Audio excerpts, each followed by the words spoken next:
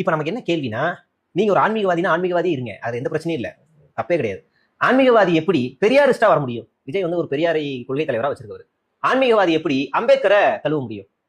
எனக்கு ஒண்ணுமே புரியல. என்னடா அது கொடுமையா இருக்கு. எவ்வளவு அறிவுபூர்வமா கேள்வி கேட்கறான்ல. அறிவாலயத்துல போடுற இந்த கொஞ்ச நஞ்ச சாப்பாட்டுக்காக இவனுங்க எதுக்கு படிச்சாங்க அப்படிங்கிறதே மறந்துட்டானுங்க. என்ன படிச்சிருக்கானுங்கிறதும் தெரியல. முதல்ல பாலிடிக்ஸ் அப்படிங்கிறது மக்களுக்கு பண்ற சர்வீஸ் அப்படிங்கிறது இவங்களுக்கு தெரியாம போயிடுச்சு. மக்களுக்கு நல்லது பண்ற அந்த எண்ணம் இருந்தா போதும். கொள்கை அப்படிங்கிறதுலாம் 2ஆம் பட்சம் தான். தனித்துவமாக நமக்குன்னு ஒரு அடையாளம் இருக்கணும் அப்படிங்கிறதுக்காக தான் ஒவ்வொரு கட்சியும் அவங்கவுங்களுக்கு உண்டான ஒரு கொள்கையை வந்து வரைமுறைப்படுத்தி எழுதி அதை வந்து மக்கள்கிட்ட பிரச்சாரம் பண்ணுவாங்க. சரி, அப்படிதான் விஜய் சார் அவர்களுடைய முதல் மாநாட்டிலே தெளிவாக டிக்ளேர் பண்ணார். என்னது, நம்ம பெரியாரோடைய கொள்கையை தான் ஃபாலோ பண்ண போகிறோம்.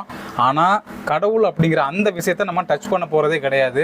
ஒவ்வொரு தனிப்பட்ட நபருடைய அது நம்பிக்கை சார்ந்த விஷயமா இருக்குங்கிறதுனால அதை மட்டும் விட்டுட்டு பெரியாரை நம்ம ஃபாலோ பண்ண போகிறோம் அப்படின்னு அவர் தெளிவாக சொன்னார். இதில் என்னடா பிரச்சனை? ராகவா லாரன்ஸ் சாமி கும்பிட்டானா கும்பலானா என்ன? அவருக்கு இந்த பாலிடிக்ஸ் வரதுக்கு முன்னாடியே அவருக்கு நிறைய விஷயங்கள் மக்களுக்கு பண்ணியிருக்கிறாங்க ட்ரஸ்ட் மூலமாக. ஸோ அந்த நல்ல எண்ணம் மட்டும் போதுண்டா.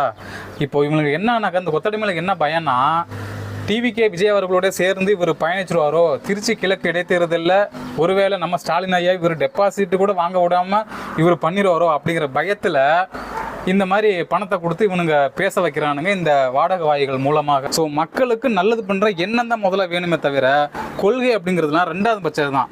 புரியுதாடா தத்தி?